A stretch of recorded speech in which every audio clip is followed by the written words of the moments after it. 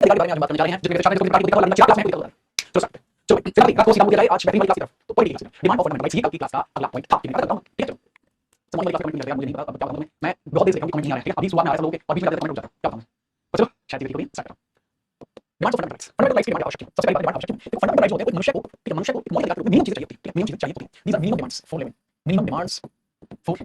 Living. जीवन के लिए मिनिमम डिमांड्स होते हैं। ऐसा नहीं है कि जीवन आपका जीवन नहीं चल सकता, ऐसा है कि इनके बिना आपका जीवन खुशहाल नहीं चल सकता। ठीक है फॉर लिविंग हैप्पीली आप लीजिए या लिविंग पीसफुली आप लीजिए या लिविंग गुड। अच्छे प्रकार से जीने के लिए इनकी आवश्यकता होती है। पता लगी है कि आप चाहते हैं थोड़ी देर सो जाओ लेकिन आपको सोने नहीं दिया तो वैसे तो जीवन नहीं चल पाएगा। ये मिनिमम राइट्स होते हैं, जो अधिकार चाहिए होते हैं, मिनिमम डिमांड्स होते हैं। हर व्यक्ति को चाहिए होते हैं। लेकिन जब भारत में ब्रिटिश आया था तो लोगों को ऐसा नहीं है कि मारा जाता था, गोली बरसाई जाती थी। लेकिन बात ये थी कि प्रत्येक व्यक्ति अपनी मर्जी से कुछ नहीं कर सकता। ठीक है उनके पास अपना कुछ नहीं है। जैसे आज भी में अगर आप जाना चाहो तो जा सकते हो, ये नोट करना है कि आप शुरू करना। आज भी अगर आप जाना चाहोगे तो आपको पूछना पड़ेगा, वो आपका राइट फंडामेंटल कि आप इंडिया में कहीं भी घूम सकते हैं। कुछ रेस्ट्रिक्टेड प्लेसेस छोड़कर आप कहीं भी जा सकते हैं। लेकिन पहले नहीं था, पहले जैसा लेके नहीं क्या कर सकते क्या नहीं कर सकते। इस वजह से काफी ज्यादा थी। अब इसी के अंदर बात करें, इस चीज को सबसे पहले एनालाइज किया जाता है, बहुत लोग एनालाइज किया। मैं ये एक व्यक्ति एनालाइज किया था, एक व्यक्ति है जिसका नाम बेसिकली मेरा ठीक है नाम याद आ रहा है, एक व्यक्ति थे यार बंगाल के याद नहीं सुशील चंद्र घोष। सुशील चंद्र घोष नाम के व्यक्ति थे, उन्होंने लोगों के सामने इस बात को रखने की कोशिश करी कि जो ब्रिटिशर्स हैं वो हमारे सामने गलत तरीके से अपनी शक्तियां प्रदर्शन कर रहे हैं। एक व्यक्ति मनुष्य होने के नाते हमें विरोध करना चाहिए, लेकिन लोगों को बात समझ नहीं है। और लोगों ने कहा कोई बात नहीं कर रहे कोई तकलीफ है। इस वजह से लोगों को एक जो क्या कहते हैं दिक्कत होने लगी, धीरे-धीरे लोग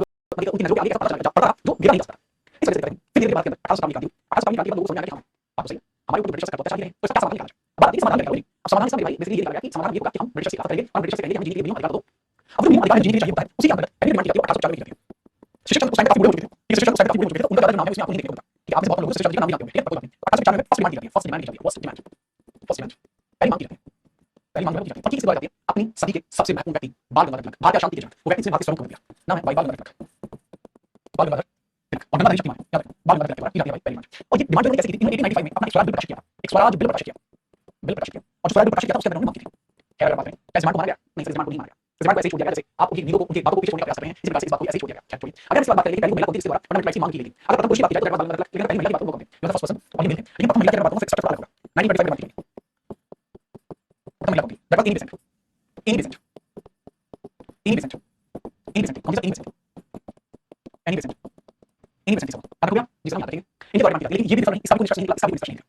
उसके बाद डिमांड करनी बंद कर दी नहीं सर। बात करने की बात है कि जब तक होना रहेगा तब तक जब तक होना रहेगा तब तक करते रहना है। इसका कांग्रेस का एक बड़ा सेशन होता है, बड़ा अधिवेशन कांग्रेस का 1927 में होता है। ठीक है देखो सर इनको क्यों याद कराते हो? अरे कर रहे हो रवि कर रहे हैं 1927 में कांग्रेस का बड़ा सेशन होता है, कांग्रेस का बड़ा सेशन, कांग्रेस का बड़ा सेशन और कांग्रेस का बड़ा सेशन होता है भाई इसकी अध्यक्षता कौन करता है? मुख्तार अंसारी, मुख्तार अंसारी, मुख्तार अंसारी। और इसमें भी बात की जाती है फंडामेंटल राइट्स की, ये भी पूरी तरीके से मानने की करती है। इसके बाद नेहरू रिपोर्ट में पहली बार इसका बहुत बड़े लेवल से जिक्र किया गया था। 1928 में नेहरू रिपोर्ट आई जाती है, आपको पता है ये नेहरू कैसे में या मॉडर्न पता है कि नेहरू रिपोर्ट आई थी, नेहरू रिपोर्ट एक नेहरू रिपोर्ट आई जो किसके द्वारा तैयार की गई? भाई मोतीलाल नेहरू, इंदिरा गांधी के पिता और जवाहरलाल नेहरू के पिता भाई मोतीलाल नेहरू। इनके द्वारा फंडामेंटल राइट्स की मांग की जाती है। कितने फंडामेंटल राइट्स? 19 फंडामेंटल राइट्स की मांग की जाती है, 19 फंडामेंटल राइट्स की मांग, 19 फंडामेंटल राइट्स की मांग अलग करके। अच्छा इनको रिपोर्ट बनाने की ताकत था, ठीक है who asked for this report? तो बेसिकली उस समय जो भारत सचिव था उसका नाम था Lord Buckingham. Lord Buckingham, Lord Buckingham ने कहा था कि तुम क्या चाहते हो हमें बता दो, तुमने रिपोर्ट बनानी की। इसको बोला जाता है संविधान का ब्लूप्रिंट, रिपोर्ट कहते हैं संविधान का ब्लूप्रिंट, नाम का ब्लूप्रिंट कहा जाता है। ठीक है इसके बाद जो सबसे स्पेसिफिक डिमांड देखने को मिलती है 1931 1931 में है कांग्रेस कराची अधिवेशन, कांग्रेस कराची सेशन। ये है कांग्रेस का कराची सेशन और सर ये कांग्रेस का कराची सेशन हुआ है, इसको हेड किसने किया था? सर ये किया था सरदार पटेल ने, हेड भाई सरदार पटेल, सरदार पटेल, सरदार पटेल द्वारा किया गया था, इसको हेड किया था सरदार पटेल द्वारा हेड किया गया। और बस इतना ही आपको यहाँ पे स्पेसिफिकली याद रखना है। इसके अंदर डिमांड की गई थी फंडामेंटल राइट्स की, डिमांड की गई थी फंडामेंटल राइट्स की, लेकिन इसको भी नहीं माना गया, इसको भी नहीं माना गया। ठीक है चलिए ठीक है चलो याद रखिए इन सब चीजों को आप याद कर लेंगे तो फिर आगे बढ़ना फटाफट आपको बताइए कि आपको ये आवश्यक लगता है कि नहीं लगता है। इसके बाद मैं आपको एक बात बताना चाहूंगा कि इन सभी लोगों ने कहा था कि भारत के लिए जो भी कानून आएगा भारत में लागू होगा, वो कानून हम तभी लागू होने देंगे अगर उसके अंदर फंडामेंटल राइट्स होगा। वो कहा गया था, वो कहा गया 1931 सेशन 1931 सेशन का जहां तक मुझे याद है नवंबर दिसंबर महीने में सेशन हुआ था 1931 में after the death of Bhagat Singh ji, Bhagat Singh ji की बात हुई थी। अच्छा ये सेशन सरदार वल्लभ भाई इसको लीड कर रहे थे, सरदार वल्लभ भाई ने कहा था कि 1935 के अंदर जो मतलब अब जो बात करना आगे आने वाली है ये नहीं पता तो हम चाहते हैं उसमें भारतीय के फंडामेंटल राइट्स की बात करी जाए, लेकिन ब्रिटिशर्स ने उस बात को जरा सा भी गौर नहीं फरमाया। नहीं किया आपने चलो आगे बढ़ो। अब एक बेसिक कांसेप्चुअल चीज मैं आपसे बताता हूं, बहुत लोग ये चीज नहीं करते, जैसे कांसेप्ट होती है पूछा क्वेश्चन आया था what is main difference between 1935 act and constitution, constitution of India. Bharat के संविधान में जब ये 1935 एक्ट की बात हुई काफी अच्छा था, 321 आर्टिकल थे, 10 भाग थे, 10 अनुसूची थी, 14 भाग थे, जबकि जो भारत का संविधान है उसमें 394 आर्टिकल है, ठीक है 8 अनुसूची है और इसके अंदर 22 भाग है। तो ऐसा क्या है होगा? इसके अंदर मेन डिफरेंस क्या है? ठीक है इसके अंदर मेन डिफरेंस क्या है? ये मेन डिफरेंस समझना बहुत ज्यादा जरूरी है। अगर आप मेन डिफरेंस नहीं समझेंगे तो ऐसी स्थिति बन जाएगी कि आप समझ नहीं पाएंगे। टॉपिक चलाए तो आप अंडरस्टैंडेबिलिटी रखते हैं, आपको समझने की क्षमता रखते हैं, तो उस आधार पर भी आप जवाब दे सकते हैं। जैसे अगर मैं बात करूं आज टॉपिक चला फंडामेंटल राइट्स, तो सीधी बात है इसके अंदर मेन डिफरेंस था ये था इस 1935 अधिनियम में फंडामेंटल राइट्स नहीं थे, जो फंडामेंटल राइट्स थे वो नहीं थे, वो नहीं थे। जब हमारे संविधान में फंडामेंटल राइट्स है this is the main difference. बाकी जितनी भी चीजें हैं इसमें इसमें दोनों में लगभग सेम थी। तो फंडामेंटल राइट्स नहीं थे तो इसको हाथ कर दिया। देखो अब इससे बहुत ही विवादित आंसर दूंगा मैं, पहली चीज ये मैं यहां पे जो भी आंसर दूंगा इस सवाल का वो आंसर आपकी बुक में लिखा होगा। दूसरी चीज है सर ये सिर्फ सोचने समझने की और नजरिए की बात है, ठीक है सोचने समझने की और नजरिए की बात है। देखो बात ये है कि 1935 अधिनियम का भी विरोध किया जाना चाहिए था। अगर हम 1935 अधिनियम का विरोध करते तो शायद मैं आपसे 1935 के समय में आप देखेंगे कि जो ब्रिटिश थे वो हमारे साथ खेलने का प्रयास कर रहे थे, ब्रिटिश के पास शक्ति नहीं संभालने की इसलिए 1935 एक्ट वगैरह क्या थे। लेकिन 1935 अधिनियम आज भी था, 1935 अधिनियम कहा गया था कि हम इलेक्शन करेंगे आप लोगों के लिए और उसमें इंडियन पॉलिटिकल पार्टी शामिल हो सकती है। और मेरे भाई जब इंडियन पॉलिटिकल पार्टी शामिल हुई तो समझ सकते हैं कि हमारा राजनीतिक एक प्लान से चल रहा है, ठीक है बस ये सब आज अपने इलेक्शन में नहीं बता दूं बता दें, ठीक है ये विषय है भाई, इसको आप इतने बच्चे नहीं लेंगे सोचने समझने के लिए हो सकते हैं। तो ये आपका मेन चीज है। अब हम बात करें संविधान में फंडामेंटल राइट्स के बारे में। अब आप देखिए अब भारत संविधान बना तो अब वर्तमान भारत संविधान बना, अभी वर्तमान भारत संविधान बना है तो वर्तमान बाद संविधान बना है उसके अंदर चीजें भाई, उसके अंदर अमेरिका से हमने फंडामेंटल राइट्स उठाई, अमेरिका से क्या किया हमने फंडामेंटल राइट्स उठाई, ठीक है, और फंडामेंटल राइट्स में डाली बात में डाली आर्टिकल कौन सा इसके अंदर, बस क्लियर जी। अब इसका विभाजन आप देखिए, इसका विभाजन आप देखिए, विभाजन क्लासिफिकेशन, क्लासिफिकेशन आप देखिए, ठीक है, आर्टिकल 12 से क्लासिफिकेशन, ठीक है, क्लासिफिकेशन सबसे पहले तो आर्टिकल 12, सबसे पहले तो आर्टिकल 12 और आर्टिकल 13, ये क्या है आर्टिकल 12 ये आर्टिकल 12 और 13 जो है बेसिकली ये दोनों आर्टिकल क्या है सिर्फ विभिन्न एक तरीके से विभिन्न या फिर ये विशेष परिभाषाएं हैं, एक ऐसी विशेष परिभाषाएं, इंपॉर्टेंट डेफिनेशन विशेष परिभाषाएं, परिभाषाएं, ठीक है। इसके बाद कुछ ऐसे फंडामेंटल राइट्स हैं इसको ये है, अच्छा ठीक है, अब कुछ ऐसे आर्टिकल्स हैं जो बेसिकली किसके लिए हैं, ऐसे नहीं लिख सकता, ठीक है, नहीं बता ठीक है, पूरा बता ठीक है, पूरा मामला मैं बता सकता हूं, ठीक है, एक और थोड़ा सा ये आपके सारी जो फंडामेंटल राइट्स आर्टिकल्स हैं कुछ ऐसे आर्टिकल्स हैं, ठीक है, कुछ ऐसे fundamental rights for citizen only, citizen only जो भारतीय नागरिक हैं केवल उन्हीं को मिलेंगे, केवल उन्हीं को मिलेंगे, ठीक है। 19 आर्टिकल 19 केवल भारतीय नागरिक को ही मिलेगा, आर्टिकल 16 केवल भारतीय नागरिक को, 15 भारतीय नागरिक को, ठीक है, इसके बाद देखेंगे 19 16 15 कितनी आर्टिकल हैं जो सिर्फ भारतीय नागरिक को मिलेंगे, कितनी है क्या और आर्टिकल इसके अंदर नहीं है केवल भारतीय नागरिक को मिलेंगे, बताओ क्या और सिर्फ आर्टिकल नहीं है जो सिर्फ भारतीय नागरिक को मिलेंगे, ठीक है, चलो चलो 15 16 19 सर अल्पसंख्यकों के आर्टिकल है वो भी नहीं मिलते, अल्पसंख्यकों के आर्टिकल 29 ये भी सिर्फ नागरिकों को मिलते हैं, सिर्फ नागरिकों को, लेकिन कुछ ऐसे फंडामेंटल राइट्स फॉर नागरिक को तो अच्छी बात है,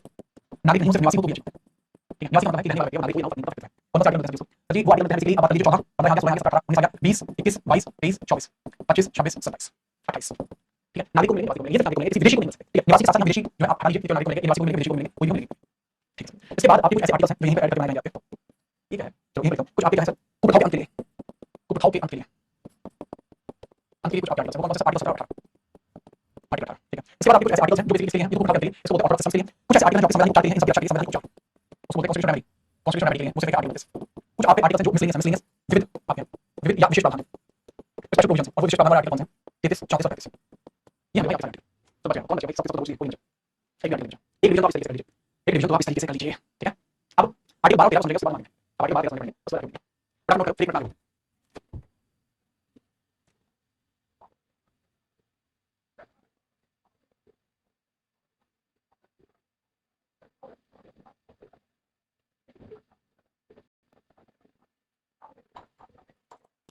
कृष्ण नाम एक बच्चा ऐसा कुछ समझ नहीं आ रहा, समझने जैसा कुछ है ही नहीं अभी, समझने जैसा कुछ है ही नहीं याद करने के बारे में, मैं कैसे एक बात बोलूंगा गुस्सा नहीं आप इसकी पॉलिटिक्स एमसीक्यू यूट्यूब पे रोज लगा रहा हूं रोज, ठीक है। अब एक बच्चा कैसा आर्टिकल 31 आर्टिकल 31 को इससे हटा दिया, आर्टिकल 31 को इससे हटा दिया, एक आर्टिकल इसमें लिखना चाहिए लीजिएगा, एक आर्टिकल इसमें आर्टिकल 31 आर्टिकल 31 जो हमें भाई तो संविधान में पहले तारीख उसको रिमूव कर दिया, आर्टिकल 31 को 1978 में 44वें संविधान संशोधन के द्वारा हटा दिया गया और ये आर्टिकल 31 को डाल दिया 303 आर्टिकल, जब आर्टिकल 31 दबाया था, ठीक है, आगे 19 16 29 विदेशियों को क्यों नहीं दिया जाता, इसके पीछे रीजन आगे ठीक है, अभी फिलहाल नहीं आर्टिकल 12 को समझिए, आर्टिकल 12 समझ लीजिए, आर्टिकल 12 क्या है, राज्य शब्द की परिभाषा दी गई है, राज्य शब्द की परिभाषा, ठीक है, राज्य शब्द की परिभाषा दी गई है, परिभाषा का मतलब क्या होता है मेरे भाई, परिभाषा का मतलब है definition of state word, definition of state word, definition of state क्या बताया गया, एनी बॉडी या एनी सिस्टम, एक ऐसा एनी बॉडी बॉडी का क्या सिस्टम है, ठीक है, एक ऐसा निकाय जिसमें प्रशासनिक गुण हो, जिसमें प्रशासनिक गुण हो, प्रशासनिक गुण एडमिनिस्ट्रेटिव फीचर्स हो, प्रशासनिक गुण तथा तथा संवैधानिक तथा संवैधानिक जिसमें प्रशासनिक गुण हो वही चीज संवैधानिक भी हो, तो ऐसी चीज प्रशासनिक गुण और संवैधानिक वाली है वो चीज आप स्टेट कह सकते हैं, अब ये चीज मैंने आपको बताई है इसको एडमिनिस्ट्रेटिव एनी सिस्टम और any body having the feature of constitution having the feature of constitution and administration also known as state, मतलब कोई ऐसा जिसमें प्रशासनिक गुण एडमिनिस्ट्रेटिव फीचर हो एडमिनिस्ट्रेशन हो और वो हमारे संविधान में लिखा और दैट इज कॉन्स्टिट्यूशन। सर ये प्रशासनिक फीचर क्या होता है, जिसमें प्रशासन चलता हो, ठीक है, एग्जांपल लीजिए जैसे केंद्र है, केंद्र सर केंद्र का जिक्र संविधान में किया गया है, जहां केंद्र का जिक्र संविधान में किया गया है, सर क्या केंद्र का जो अंदर प्रशासनिक फीचर होते हैं, केंद्र प्रशासन चलता है, जहां चलता है उसी बात है, सर राज्य राज्य तो राज्य होती है, सर एक क्या जिले का उल्लेख संविधान में किया गया है, जहां दिया गया है, क्या इसके अंदर प्रशासन चलता है, जहां चलता है,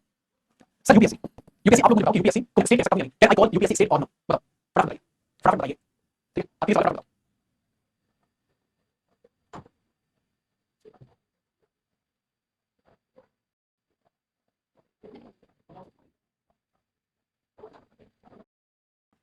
अभी कुछ भी कैसे रिमूव करें कैसे अच्छा यूपीएससी का सबसे आपको सस्ता और लिखा नीति आयोग, इसके बारे में बताइए क्या मैं नीति आयोग को भी इसको स्टेट कह सकता हूं या इसको स्टेट कह सकता हूं, ये बताओ आपसे, देखो बात समझो, मैं यूपीएससी को स्टेट कह सकता हूं, यूपीएससी को स्टेट कहा जा सकता है, बस इसका संविधान में है, क्या संविधान में यूपीएससी के बारे में बताया गया, जी हां, क्या यूपीएससी में प्रशासन चलता है, जी हां,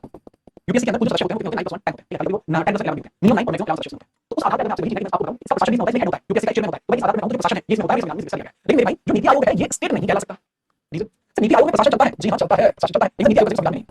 ऐसा संविधान नहीं, नीति आयोग गैर संवैधानिक है, ये राज्य नहीं है, यह गैर संवैधानिक है, सो यह राज्य नहीं है, इट कांट बी ये राज्य नहीं है, सिर्फ इसी बात है, पर करेक्टली क्या करेक्टली प्रशासन चलता है, प्रशासन चलता है, रूल रेगुलेशन माने जाते हैं, अब यह प्रशासन चलता है, ठीक है, संविधान क्या करेक्टली संविधान दिया गया है, करेक्टली संविधान नहीं दिया और क्योंकि संविधान नहीं दिया गया तो सारा काम कैसे राज्य ठीक है ना, नो करेक्ट आर्टिकल 30 की बात करते हैं, डेरिवेशन आर्टिकल 30 के अंदर बताया गया है, what is derivation article inconsistent and derivation article 30 तो बताओ, अब बात करते हैं आर्टिकल 30 की बात, आर्टिकल 30 की बात, आर्टिकल 30 बताता है सर मौलिक अधिकारों के सापेक्ष, मौलिक अधिकारों के संदर्भ में न्यायालय की भूमिका स्थिति रोक नहीं कर सकता, ठीक है, the position of courts with respect to fundamental rights, मतलब मौलिक अधिकारों में अगर कोई कुछ कर सकता है न्यायालय का उसमें क्या है, मतलब क्या है न्यायालय, मतलब एक तरीके से ये कहा जा सकता है कि न्यायालय मौलिक अधिकारों को कैसे बचाएगा, मौलिक अधिकार का रक्षण कैसे करेगा, कैसे करेगा, कैसे हाँ ठीक है, और ये कैसे ठीक है, मौलिक अधिकार का रक्षण कैसे बात है, अगर किसी के मौलिक अधिकार बनाना होगा, अगर किसी के मौलिक अधिकार का होता है, अगर किसी मौलिक अधिकार होता है तो किसी के जा सकता है, कोर्ट में जा सकता है, सुप्रीम कोर्ट में जा सकता है या फिर हाई कोर्ट में जा सकता है, सुप्रीम कोर्ट या हाई कोर्ट में जा सकता है। लेकिन सबसे बड़ी दिक्कत यह है कि इस हनन होने के लिए आपके मौलिक अधिकार को इनकंसिस्टेंट ना, ठीक है, इसका मतलब एक दो चीज देंगे, इसका एक इनकंसिस्टेंट और एक चीज देखिए डेरिवेशन, एक चीज देखिए डेरिवेशन, इन दोनों ही चीजों में फर्क है। इनकंसिस्टेंट मतलब क्या होता है, ठीक है, असंगत, और डेरिवेशन मतलब क्या होता है, अल्टीकरण, अल्टीकरण। सर इन दोनों शब्दों का मतलब क्या है, बात यह है यदि आपके मौलिक अधिकार, यदि आपके मौलिक अधिकार दूसरे के मौलिक अधिकारों को परेशान करें, दूसरे के मौलिक अधिकारों को खंडित करें, दूसरे के मौलिक अधिकारों को खंडित करें, यानी दूसरे के मौलिक अधिकारों का हनन करें, अधिकारों का हनन करें, तो ऐसी स्थिति में आपके मौलिक अधिकारों की कमी चाहिए, देन मौलिक अधिकारों की कमी,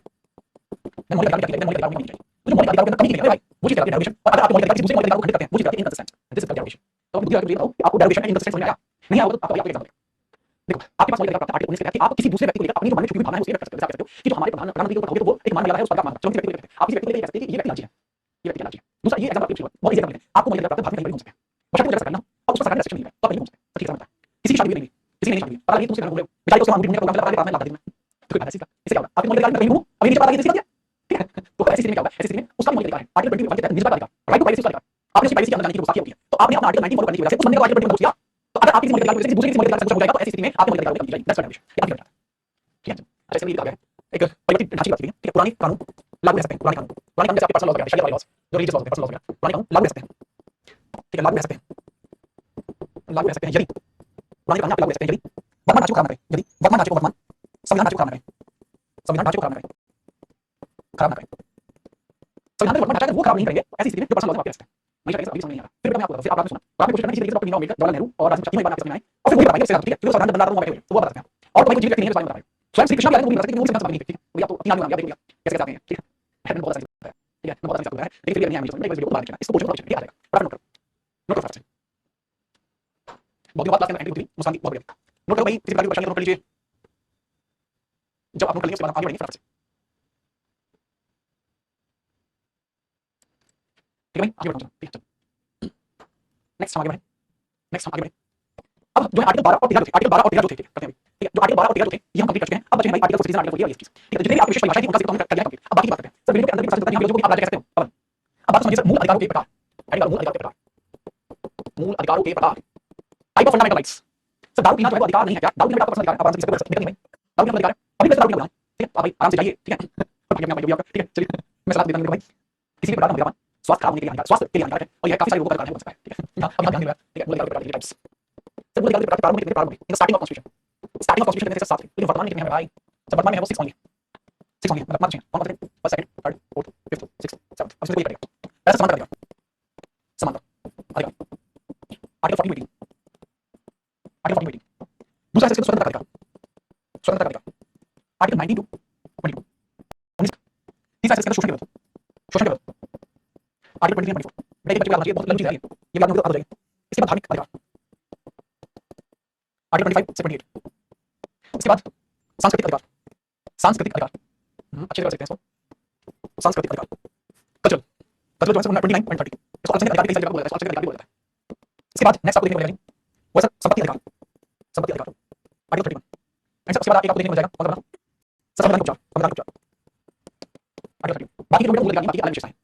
संवैधानिक उपचार इंग्लिश में बोलते हैं क्योंकि वी ओनली अंडरस्टैंड इंग्लिश, हमको पहले इंग्लिश में हिंदी में पढ़ता है, अच्छा भैया लिखो भैया, ठीक है, समानता अधिकार इसको राइट टू इक्वालिटी, स्वतंत्रता अधिकार राइट टू फ्रीडम,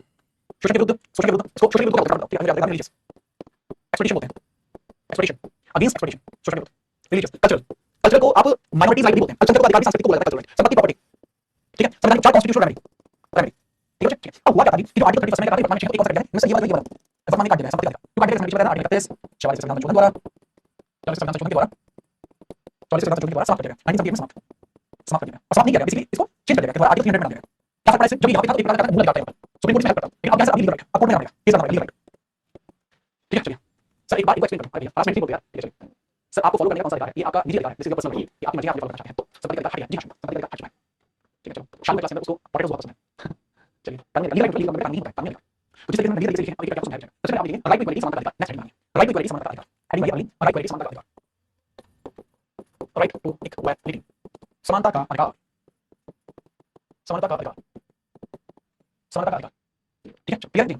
समानता का अधिकार के बारे में सभी चीजें आपको याद रखनी है। समानता का अधिकार होता है कौन सा आर्टिकल आर्टिकल 14 से लेकर 18 में आते हैं। सर आर्टिकल 14 को क्लियर है बहुत बढ़िया। सर किसी का फोड़ना कौन सा अधिकार है? बहुत बढ़िया भाई, ठीक है सर, किसी का फोड़ना कोई अधिकार नहीं है, ठीक है चलिए,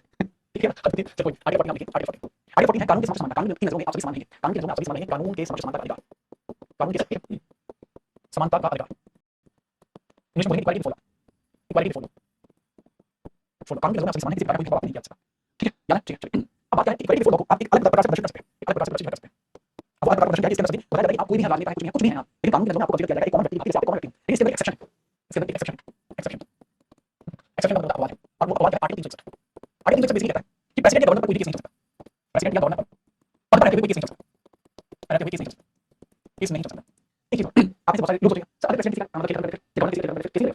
इसमें कंडीशन कि प्रेसिडेंट और जो गवर्नर है इस पर केस नहीं चल सकता यदि ये कोई अपने पद पर रहते हुए अपना सरकारी काम करे। अगर ये किसी का पद करेगा दैट इज क्रिमिनल ऑफेंस, वो क्रिमिनल ऑफेंस माना जाएगा, वो क्रिमिनल ऑफेंस कंसीडर किया जाएगा और तब प्रेसिडेंट को सबसे पहले पद से हटाया जाएगा, उसके बाद पद से हटाए जाने के बाद उनके ऊपर केस दर्ज किया जाएगा, ठीक है चलिए। सर हम यूज तो करते हैं हिलिंग आर्टिकल्स को, आप सब यूज करते हैं, ठीक है। ये हुआ पहला आर्टिकल, आर्टिकल 15 चलिए ये बताता है किसी भेदभाव के विरुद्ध अधिकार, भेदभाव के विरुद्ध अधिकार, भेदभाव के विरुद्ध अधिकार, विरुद्ध अधिकार, भेदभाव के विरुद्ध अधिकार किसी को दर्शाता है, भेदभाव के विरुद्ध अधिकार है, ये बेसिकली दर्शाएगा किस चीज को, सीधी सीधी चीज है सर, ये भेदभाव के विरुद्ध अधिकार, ये बेसिकली सर जी एक आसान शब्दों में ये चीज दर्शाई जाएगी, इसके लिए सर इसको बोलते हैं right against exploitation, right against discrimination, discrimination. इसमें लिखा होता है लिंग, जाति, जाति, धर्म, वर्ग, ठीक है, जन्म स्थान, रंग आदि के आधार पर भेदभाव नहीं, आधार पर भेदभाव नहीं। ऐसा नहीं है कि आप अगर अच्छा है आपको ज्यादा लोग जो है आपको सरकारी नौकरी से ऐसा नहीं है। सर आपको खुद से बोलना कौन सा अधिकार है, नहीं है कोई सुनो भाई बेकार है, सुनो कैसी बात करते हो, ठीक है इसको और जो जिन बच्चों के स्पेशल डाउट्स आ रहे थे उन सबको हमारी क्लास में लेंगे, आप स्पेशल क्लास ऑनलाइन करेंगे, कोई आपको जनरल प्रोफेसर में पूछ सकते नहीं पूछ सकते हैं भाई, ठीक है। जितनी भी आप पढ़ाएंगे ध्यान से मुझे सुनाइए, रेगुलर कीजिए। अगली क्लास में चाहता हूं कि आप सभी को अपना राइट्स को भी ध्यान रखें। अब आपसे बात करूं, कल तक सावधान रहिए, सुरक्षित रहिए और आप सभी का धन्यवाद कर देते हैं।